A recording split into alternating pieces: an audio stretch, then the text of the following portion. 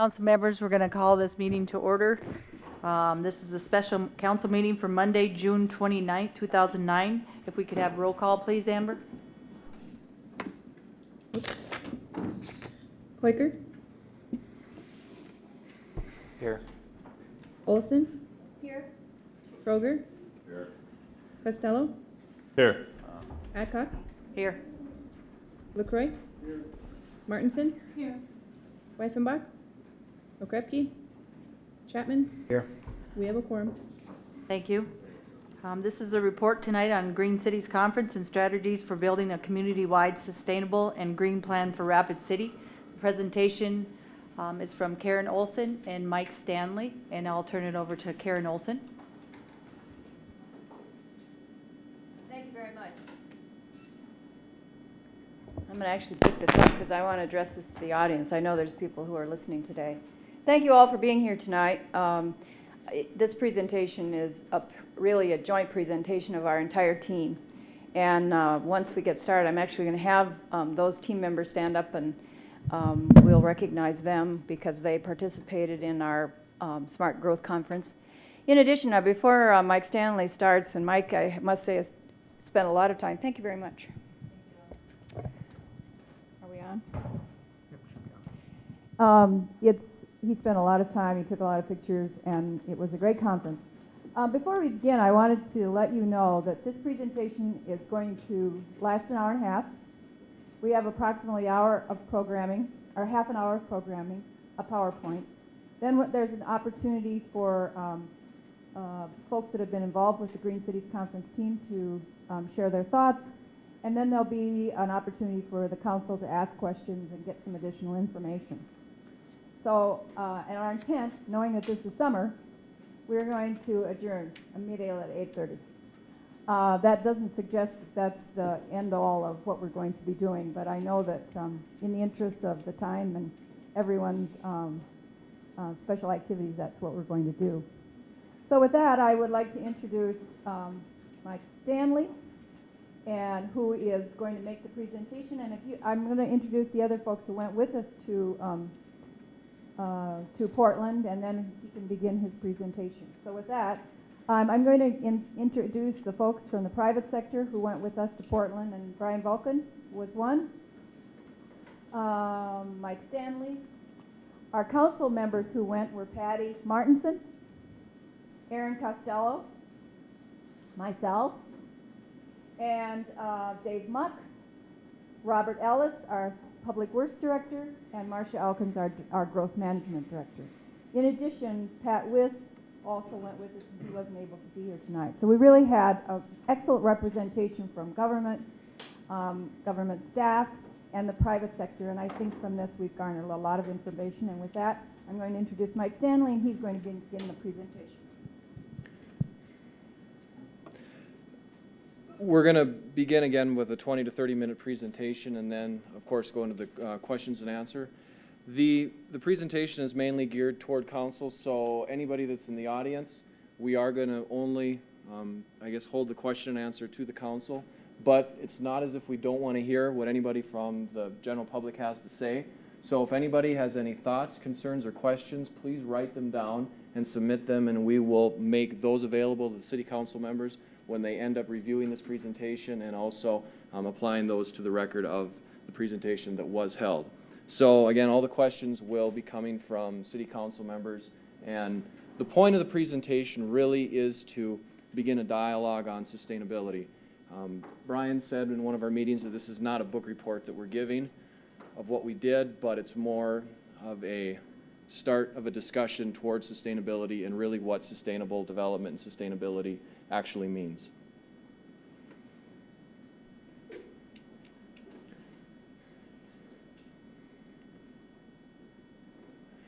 The Green Cities Conference was hosted by the National League of Cities and held in Portland, Oregon. And as we begin the discussion, one of the most important items that we've learned in this whole process is to define sustainability, because without a definition of sustainability, we don't know where we're going and we don't know what road we're taking. So the definition of what sustainability is becomes one of the most important parts of this discussion. In 1983, the United Nations defined it as to meet the needs without compromising the ability of future generations to meet their needs. And that's the definition that was worked on for quite a while, and that was the status quo. Today, though, we look at sustainability as a three-piece entity, with sustainable development in the middle, but what forms sustainable development is the economy, society, and the environment. The economy and the idea of financial input and financial responsibility. Society, looking at people and community, and the environment, how does the natural environment affect the built environment?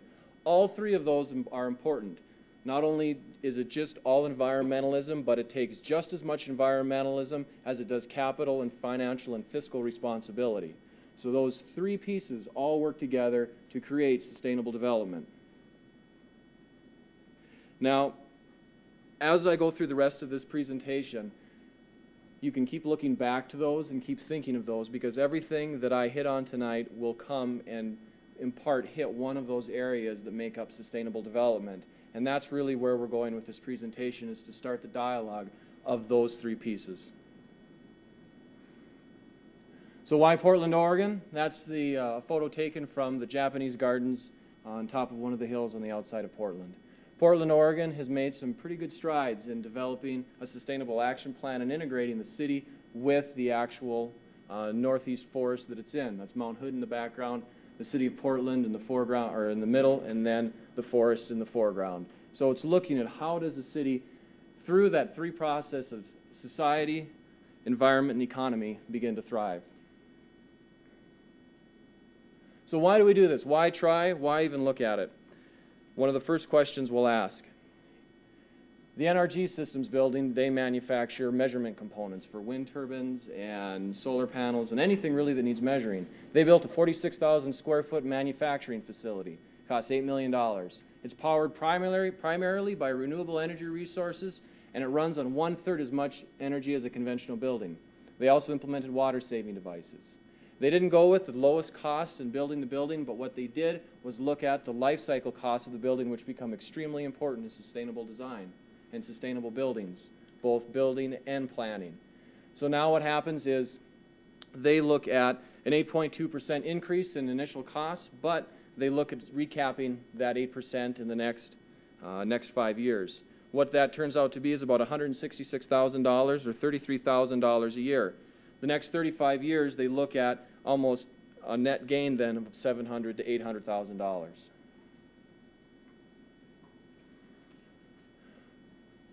Why try again?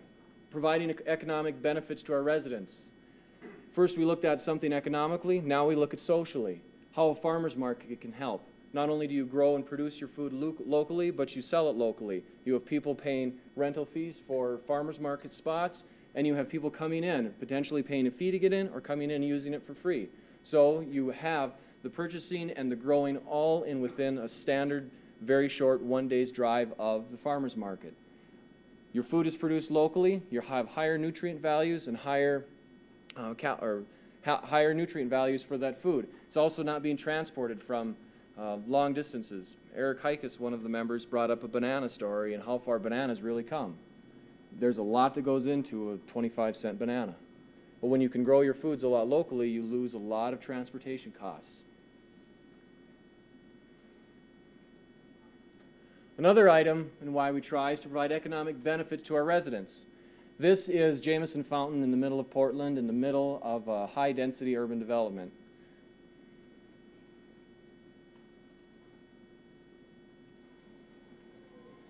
What's happening here, in here, we've got a tidal fountain that fills with water all the way up to here and then recedes, and a lot of people enjoy it. It was about 80 degrees this day. This in the background is all residential with commercial on the first floor, commercial in that building. This on the top floor is all residential with commercial on the first floor. And again, riding on this side of the block is all residential with commercial on the first floor, taking advantage of the best land uses that's possible. I don't know who took this, but I'm busy. But there's a big mixing of people using the space, living in the space, commercially viable in that area. And it really begins to all play together and really push toward a sustainable development that you can live, purchase, and play all within the same area, in the same district.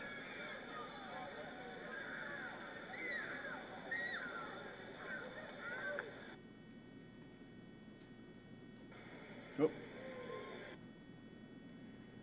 Another issue and why we need to try is back on environment and money.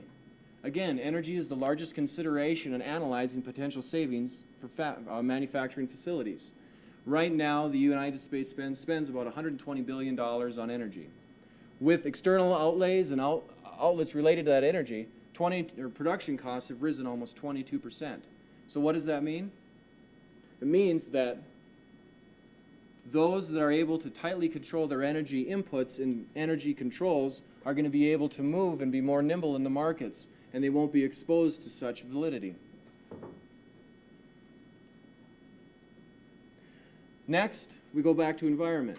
We can comply with improve upon federal clean air and clean water standards. This is Tanner Springs Park. This occupies what used to be a manufacturing facility.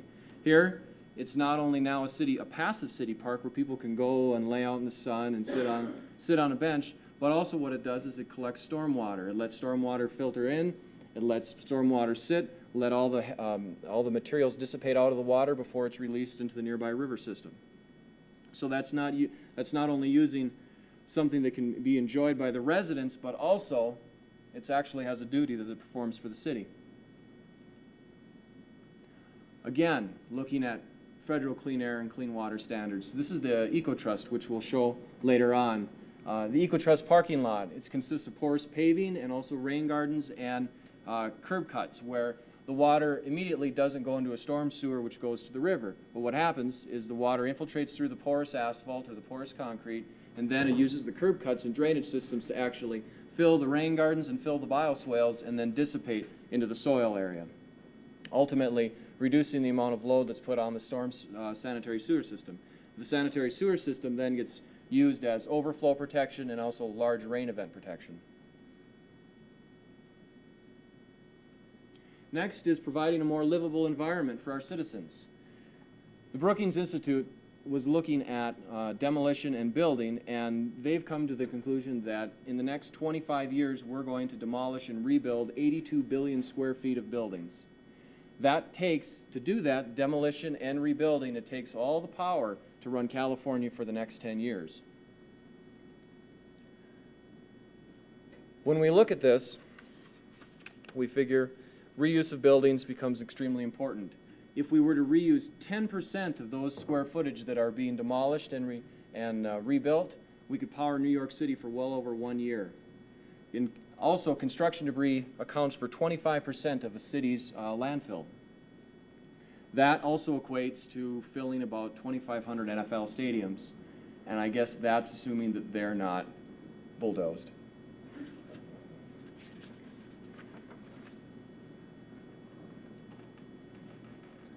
So not only economic-wise, but also environment and society again, providing exciting spaces for residents to be. This is the Salmon Street Springs fountain in Portland, providing places for citizens to go on hot days and actually enjoy and be a part of the city and the urban network that it creates.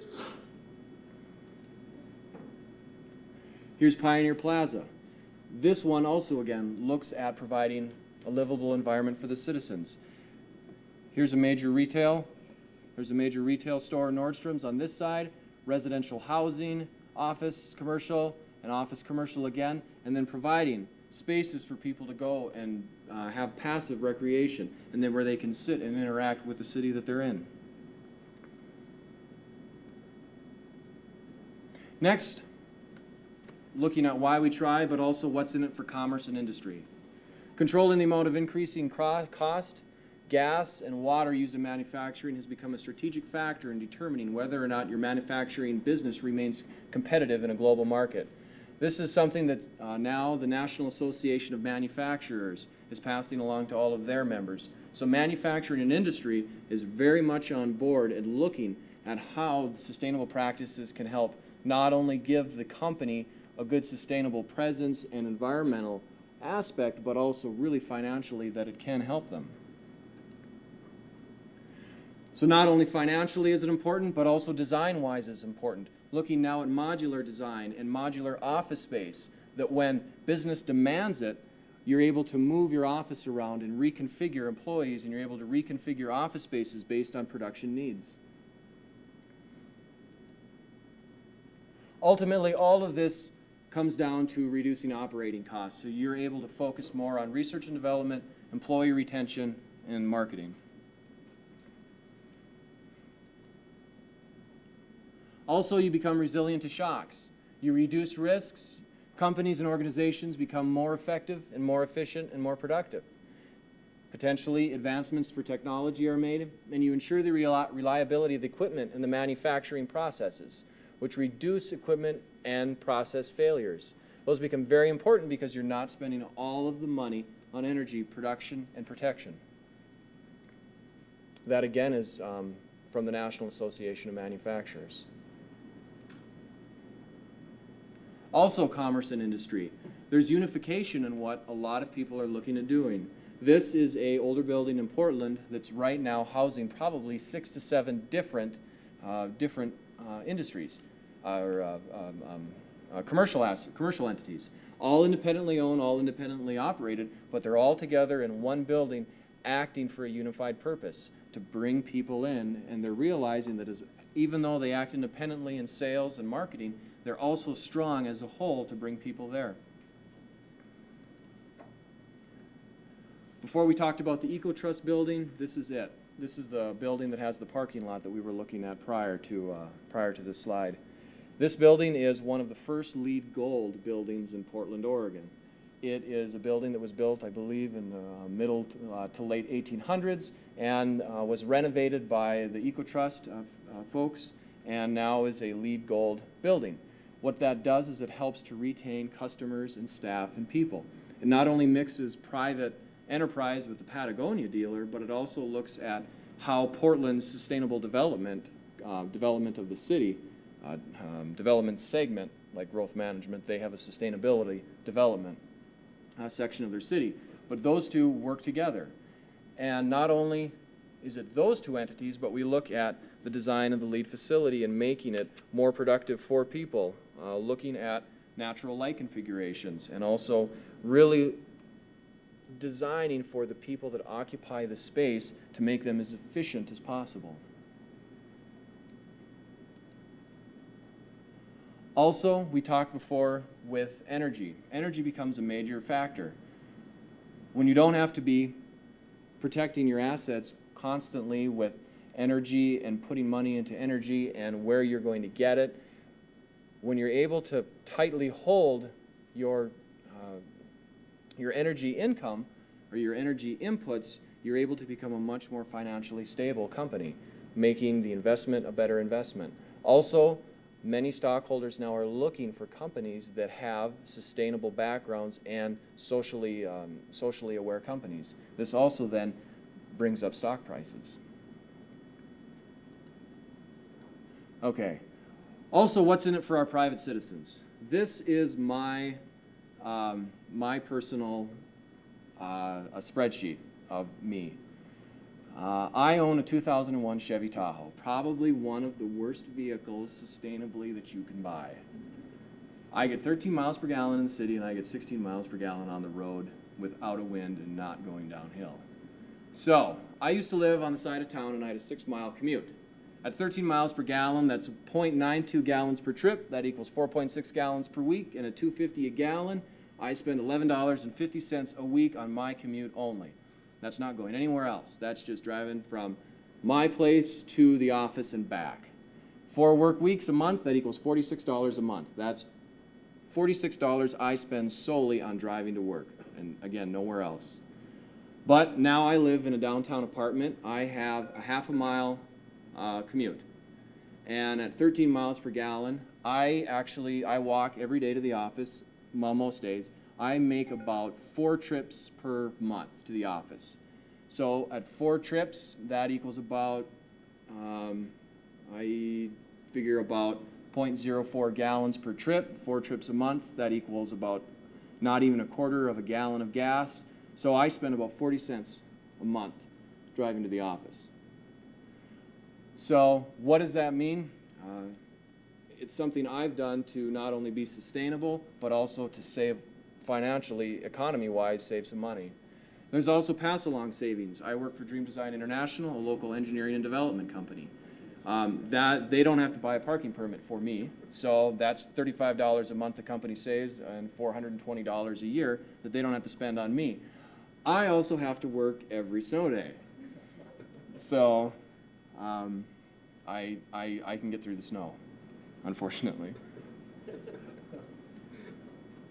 So how does a community become sustainable? The community, first of all, is not told really what to do by the city. Sustainability comes from the residents, and it's something that the people want to do.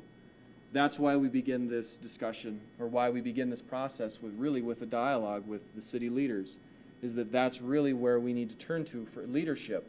And it's the citizens that bring it to the city and define sustainability in what they want. And the citizens must take accountability and initiative to do this. We need to look at managing groundwater and surface water, protecting of water resources, adopting land use policies which integrate economics, environment, and society, develop multimodal transportation plans, giving people option. How do you get around the city? Are you able to walk? Are you able to drive? Are you able to use a 20-minute community idea that Portland does? How do you want people to move through your city? Because movement requires large amounts of energy. Promote independence of its residents, that they rely on themselves and not rely on the city for things. And also one of the larger points is to reduce useless waste. How do you not only city-wise become more efficient, but also how do the citizens themselves become more efficient? To really look at how much is being produced, how much is being spent on energy, and how much can be reduced. So where do we go from here? Now, the city council members, if they would start to, I guess, discuss some of their plans and where they think we can go. Thank you very much, Mike. This is the time for the council. I thought briefly, though, I would ask each one of the team members who went with us to Portland to make a comment about, just briefly, about what you saw. And we'll just take about 5 minutes to do that. And I will hand the mic to Dave Muck first.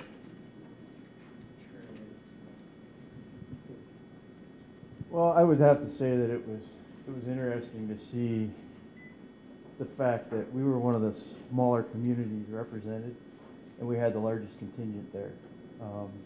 We did exactly what the National League of Cities wanted. It was have private sector and public sector represented, so that we could have, I guess, figure out where we wanted to go. And it was entertaining. We were the largest group there, I believe. I guess I stayed on the side of mostly the engineering-related, planning-related breakout sessions. The one thing I did find interesting where they had the whole group together was, I think it was the mayor of Portland had said at the very beginning they concentrated too much on being green and didn't develop the industry with it. And so now they're trying to get industry caught up with the advancements that I guess they made from a green perspective. So that's probably the one thing I heard that struck me the largest.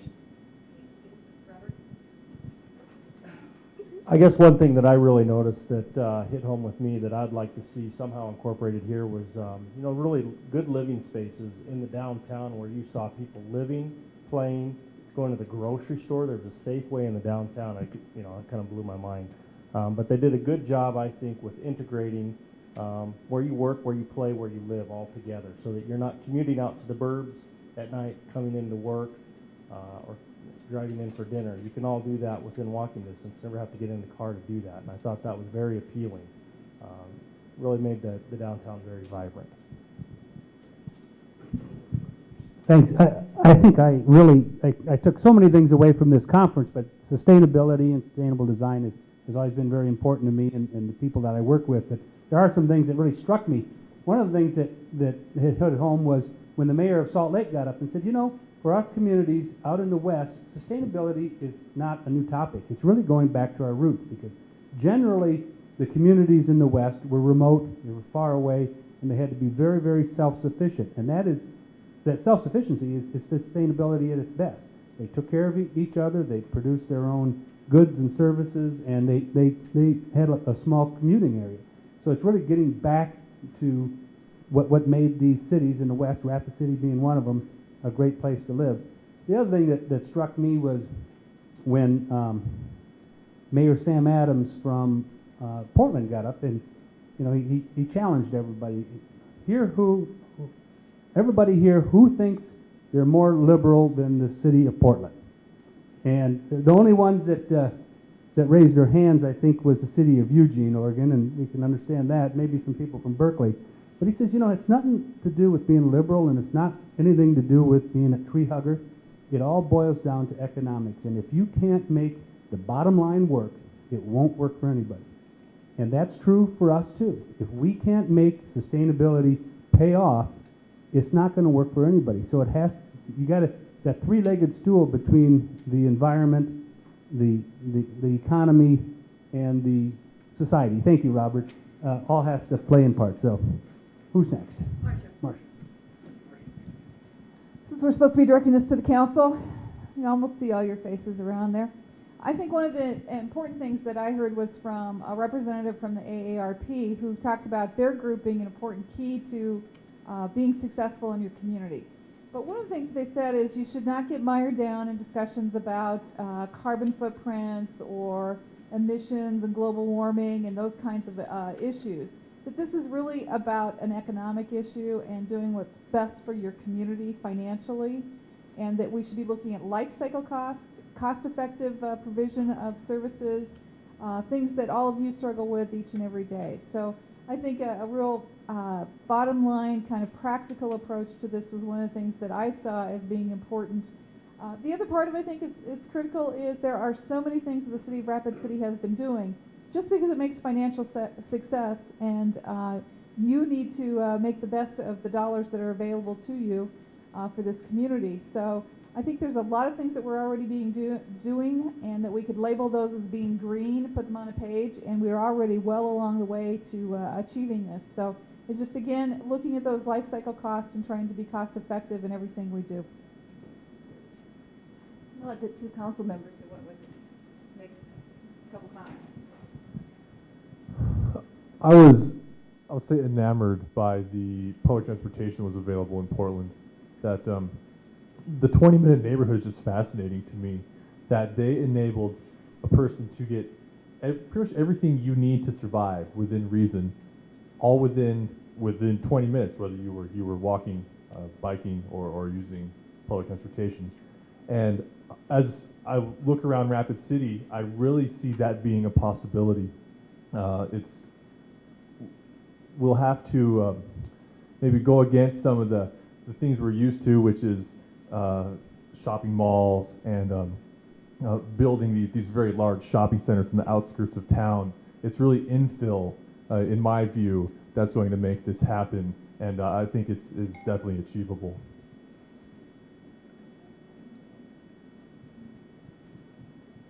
Thank you. Again, one of the biggest things that in the Portland Conference is it really does take a village to create sustainability, from the top down to the average citizen.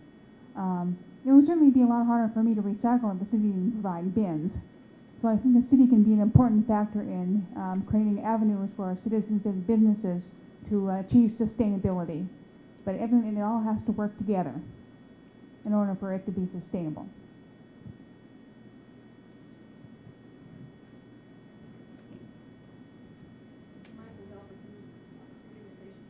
Oh, sorry.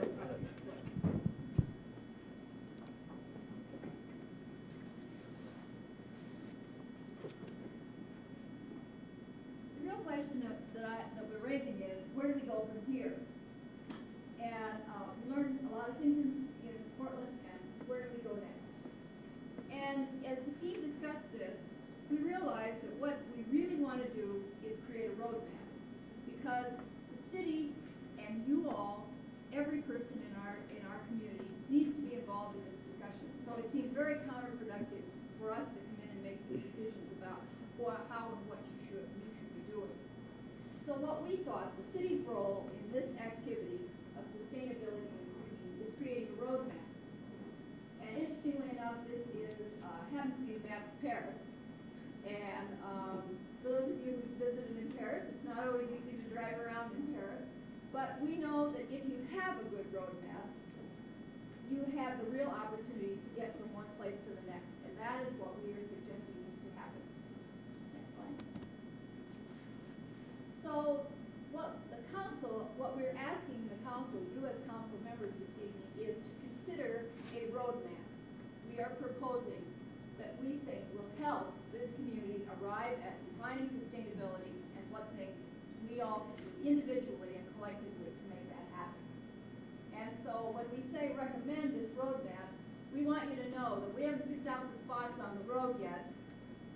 We want you to do that, but we think a process will enable us all to explore and plan, and both independently and cooperatively, we can become a city that is greener and more sustainable. And now I turn it over to Aaron Costello. Thank you.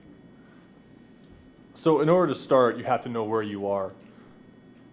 And so what we have and what we've done in Rapid City that are already along these lines of being green and sustainable, well, at least some of the things.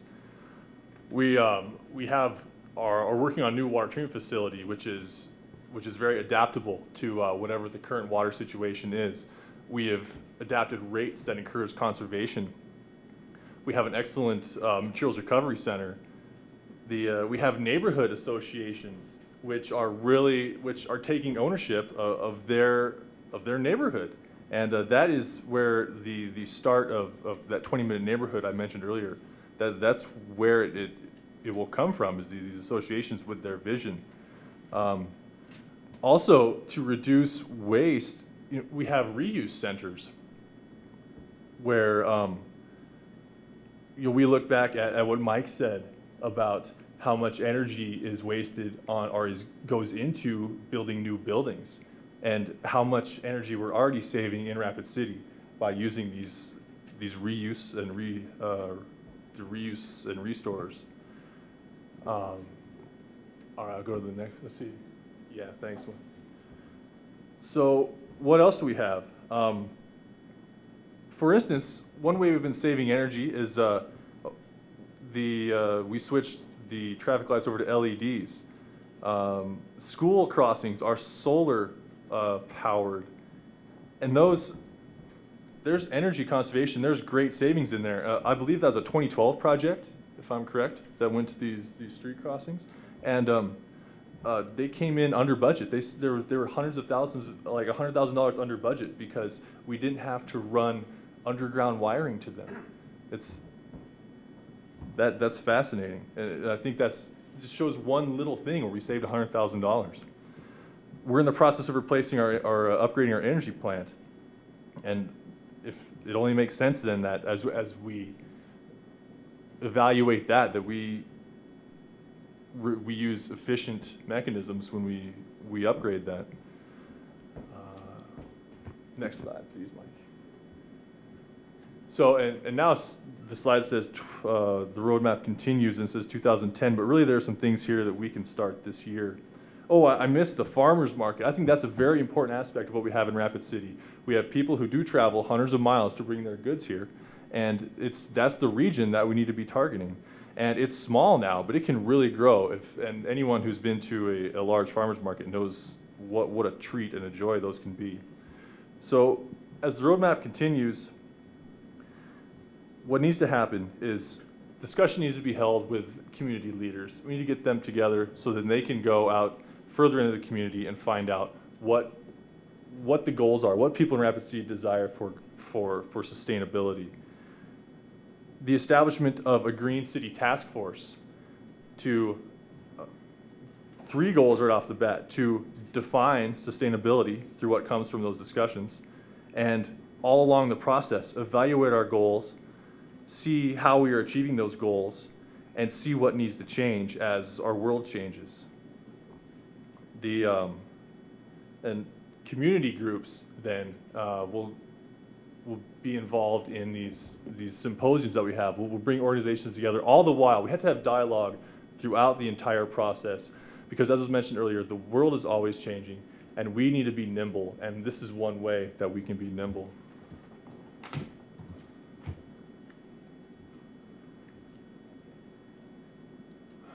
So as I think the highlighted word in statement 1 here is proposing a draft mission statement. Because this thing will be tweaked and retweaked. And the public meetings will be an essential part throughout the way, as we mentioned before. But this, more talking about focus groups, getting together, say specifically, just getting together high school students, saying, what does sustainability mean to you? You are the future of our city. What does that mean to you? Getting together senior citizens, as Marcia mentioned, other specific groups, Native Americans, people with disabilities. That's all those people have specific needs that can be met through sustainability. And then all this will then go into what we will consider our official document. And in the end, it's the public will tell government what they want, and the government will make it happen. And to remember and keep in our minds, nature has the final authority, and we're either working with it or working against it. Thanks everyone very much. If you could just leave that slide right up there.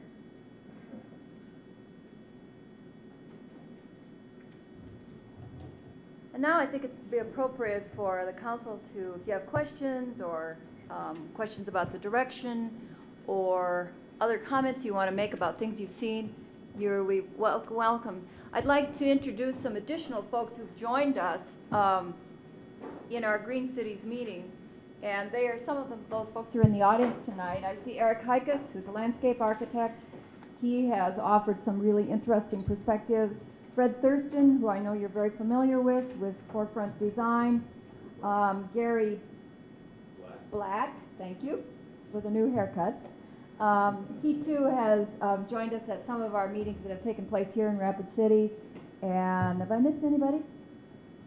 These folks are already a part of the process, and we are appreciative of it, that they've joined us. And now, City Council members, it's your turn to ask questions, and we will try to tell you what things we've learned. Thank you, Karen. Is there any council members that have a question or want to discuss anything on the Green Cities?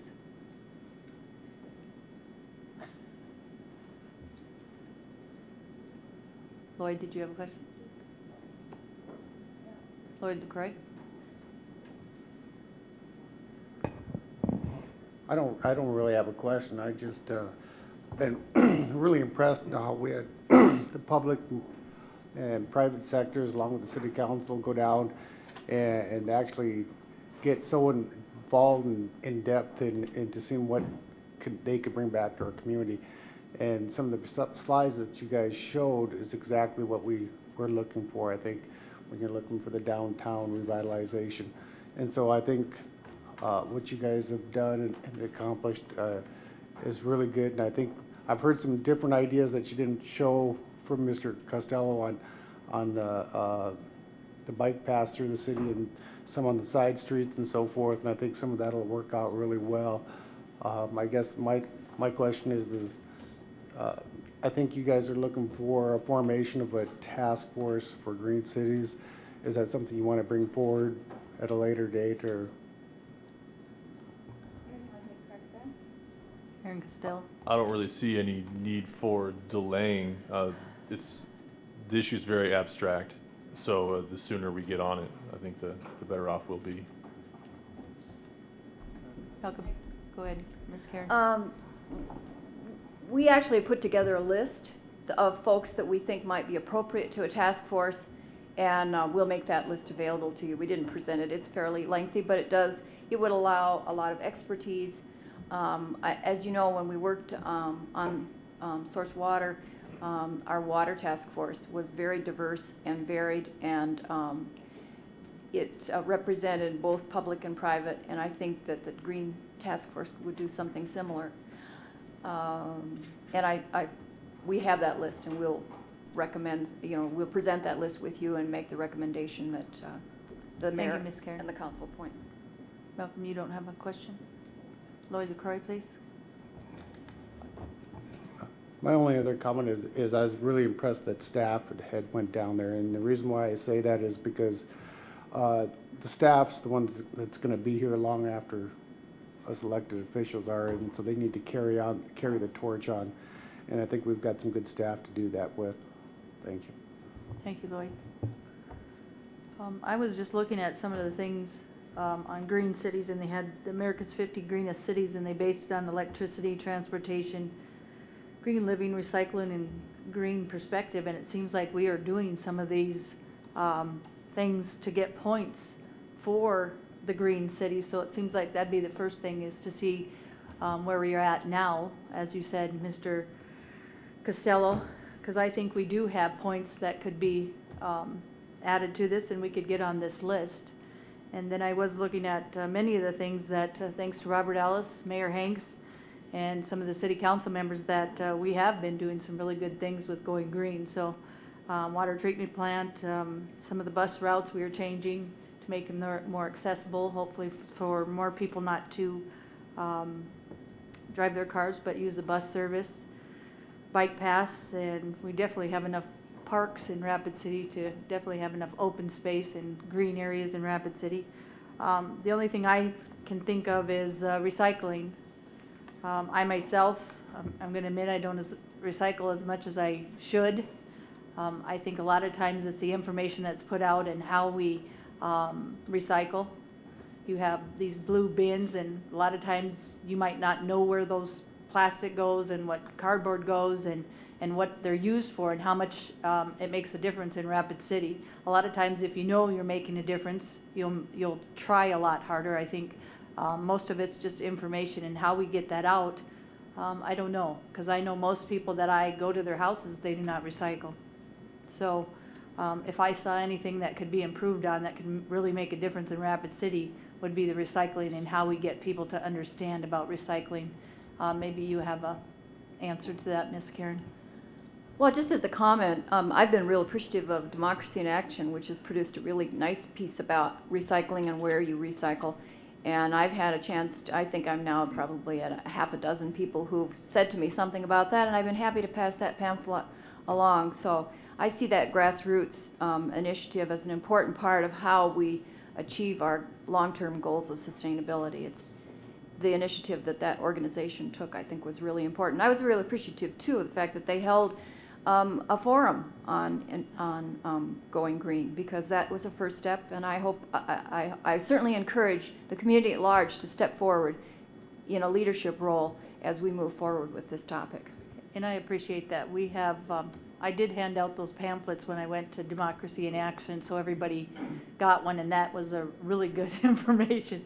So I did add that to the council, but thank you, Ms. Karen. The mayor is telling me that DIA is now online. It's on the city's website now.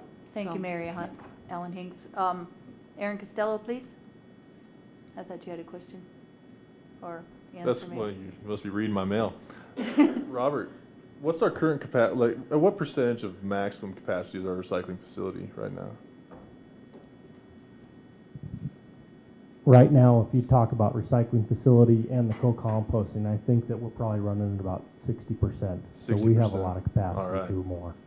So all those people listening who don't recycle, we got plenty of room for you. Lloyd LaCroy, did you have a question, please?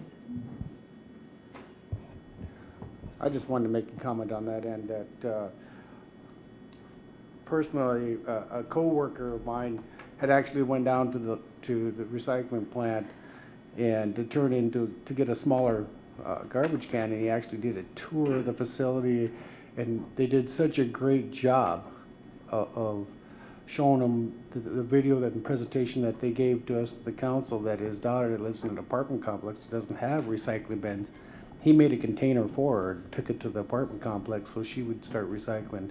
And then he's been avidly in the workplace promoting recycling to everybody that he talks to. So just the actuality of going to the facility and touring it, you know, and maybe someday we can get it on the public broadcasting.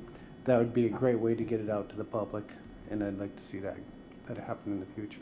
Thank you, Lloyd. Malcolm Chapman, please. Thank you, Madam Chair. Just a couple comments. First of all, the National League of Cities, this is the first ever Green Cities Conference that was hosted by NLC.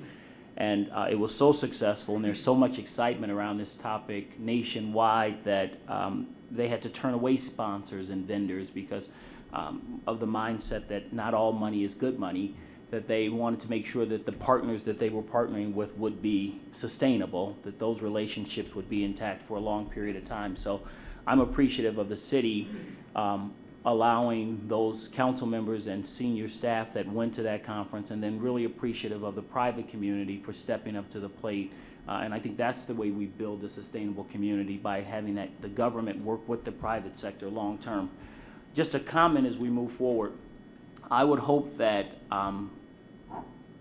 that the committee that's formed, or the names that are brought forward, that it would truly be heavy on the community side, because I think that at times when things get into the public sector, we have a tendency to slow them down. We have a tendency, just because, I mean, all the checks and balances on this side of the equation. So I hope that the private sector is well represented in whatever that mix of private-public partnerships and community groups or whomever might be involved in that.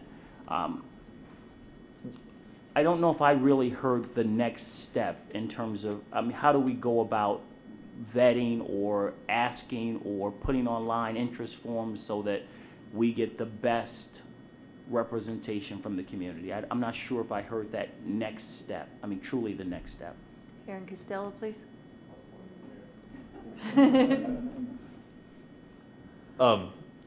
As Karen, well, actually, I personally haven't thought about the online form. I was going more along the lines of the list that Karen was speaking about, where we was in the formation of this task force, that that would be the next step. Ms. Olson, please. Yeah, call her out. Ms. Karen. It was really important. We're hoping that this dialogue will then result in organizations who have a particular interest in this topic making themselves known. And if when we suggested symposiums as a way of starting the dialogue, we hope that private sector people would be interested in either sponsoring or taking part in those symposiums, because we think that, number one, it's important to celebrate the successes that we've already had, and as you look at the list, we have done a number of things. The other thing I think that we will have to recognize is that in terms of identifying what it is we want to work on, it appeared from all the reports we had at Portland, the cities that were most successful had pared their list down to 4 or 5 things that they were going to work on in a public sort of setting. And by limiting the number of things they worked on, they felt like they could achieve, they were achievable goals that could be measured. And I think that as the dialogue moves forward. So I'm hoping that in terms of the symposiums, we will have people who begin to contact us as city council members and say, I'm interested in this idea, because we think a lot of information needs to be shared with the community in order to have the discussion and the ultimate plan that emerges from that reflective of our community and broadly based. Thank you, Ms. Karen. Any other questions, council members? Patty Martinson, please. Yeah, I just had a thought.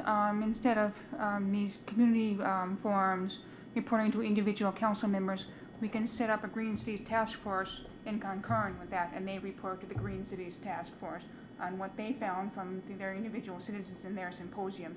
They would basically report to the Green Cities Task Force what they get here from the average citizen and what their group is most interested in, and then the Green Cities Task Force can take that in consideration in formulating a larger plan.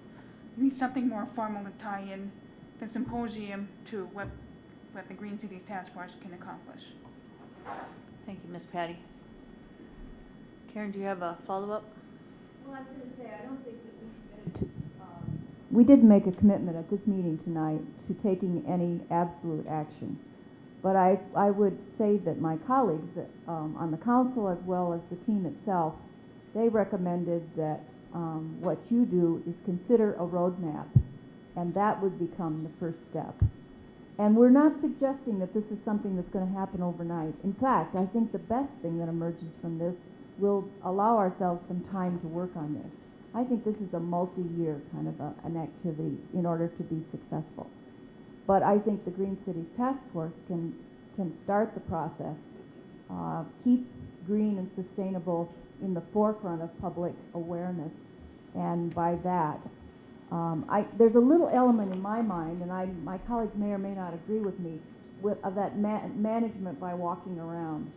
I mean, once you get a topic in the forefront of people's thought, people do begin to work at it individually as well as collectively. Thank you. Malcolm Chapman, please.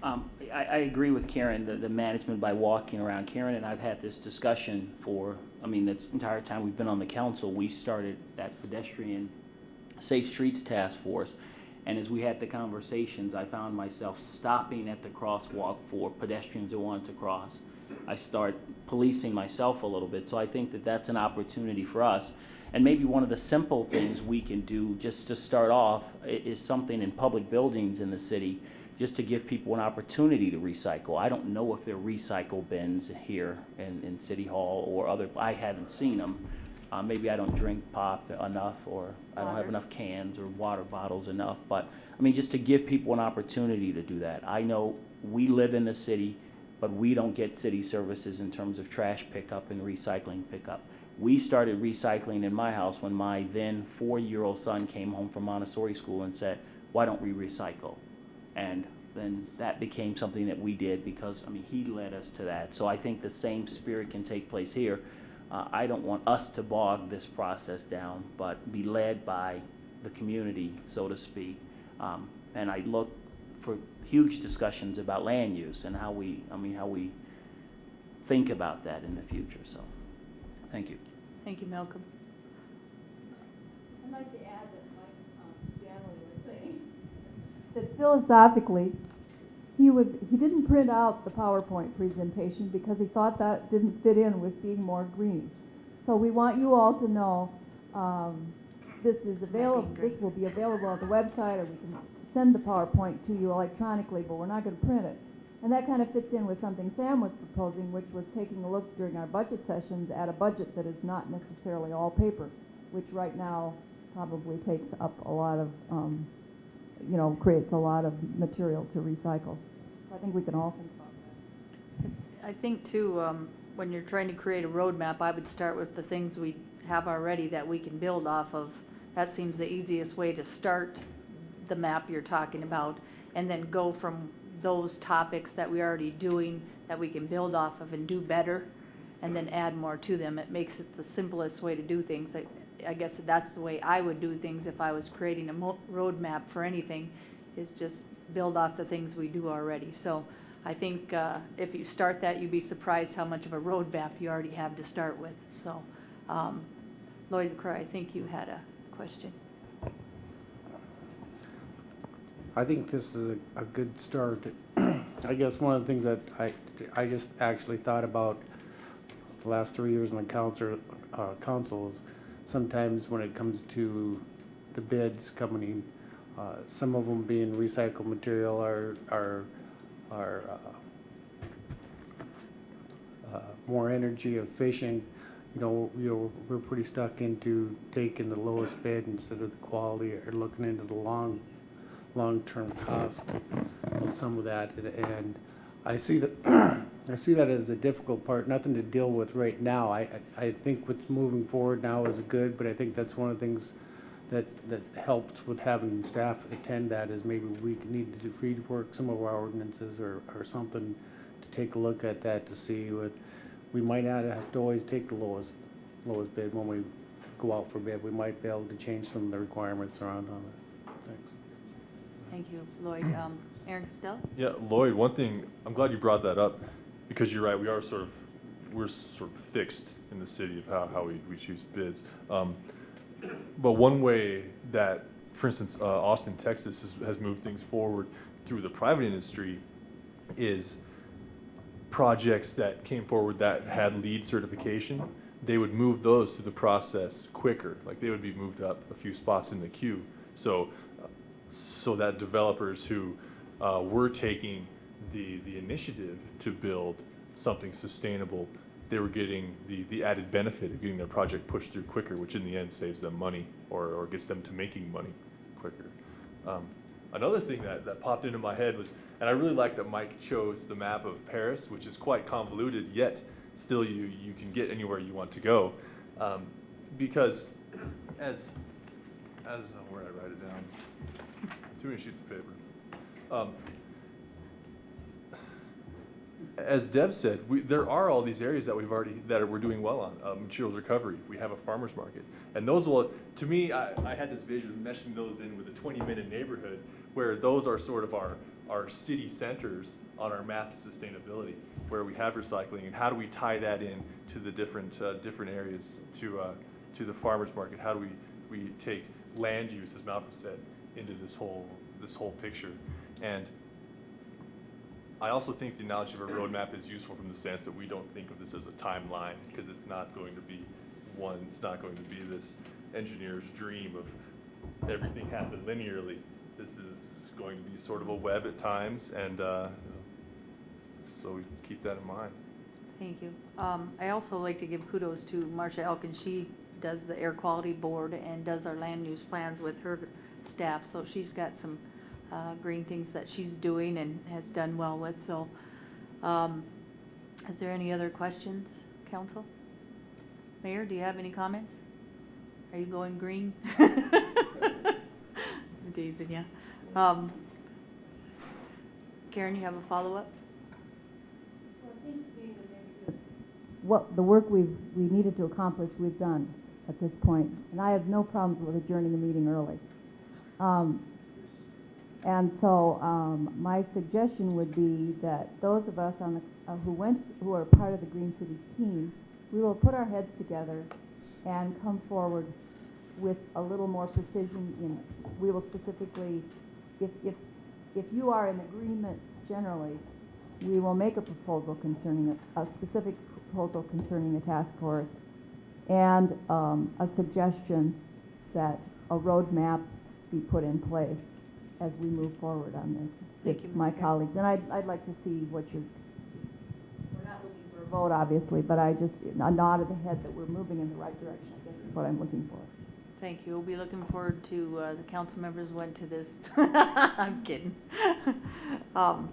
Actually, it's a good comment, Ms. Karen. I think everybody can add to it and just get some help from the people that actually went to the conference to add a little bit more to it. Malcolm Chapman? Just a question. Are we talking about a task force or committee or whatever we call this larger group having some stamp of approval by the city council? Is it the mayor's task force that we're talking about creating? Is this a private task force? How are we envisioning when this small community, when this group comes forward? Who are they? You coming forward to the council, or who are you coming forward to? I think you could add both, but maybe Mary Ellen Hinks, do you have an idea maybe of how we could do this?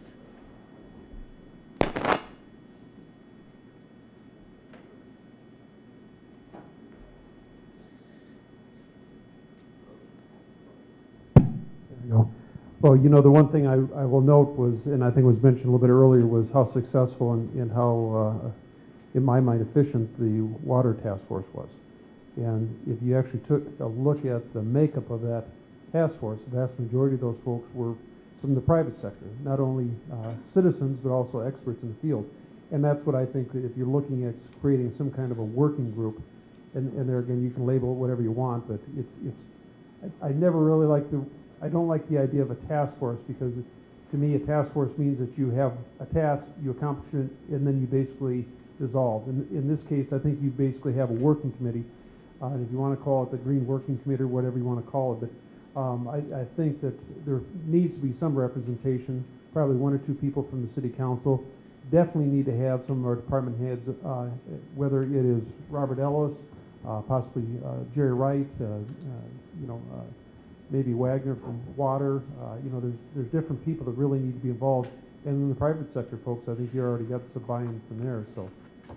I would imagine, and there again, this committee I would envision wouldn't be a small committee, and usually I advocate for small committees, but this one, I think it has to be fairly broad. I would imagine you're probably gonna have 15, 20 people on this committee, very similar to what we had with the Water Advocacy Task Force. Thank you, Alan.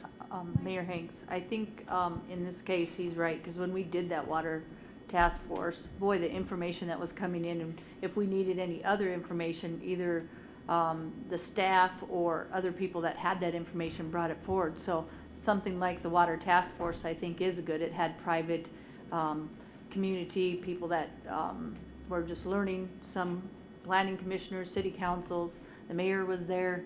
I mean, it was a really good task force, and we got some really good things done there. So I don't know how we start that, if the mayor wants to do it or if the city council brings that forward. I guess that's what Malcolm's asking. What basically, Karen, were you thinking on how to start this and move this forward? I was proposing that the three of us who went to the conference will put something in front of one of the two committees specifically requesting that a task force be formed. And I think we can talk about it, but we'd even considered that the leadership of that committee be someone outside of government. And so that will be a consideration as we bring the idea forward. Mike Stanley, did you have something? Mike Stanley?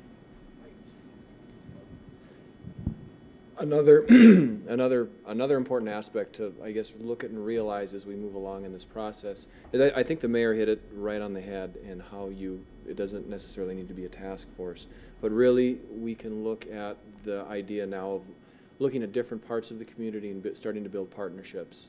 That was a very a reality that they really tried to hit home at this National League of Cities. But look throughout the community, because there are some very smart individuals in this town that really can, I don't think we really need to necessarily look outside of town. There's a lot of professors at Tech, not only in water, but in civil engineering and all these different resource managements that really can play a crucial role in this.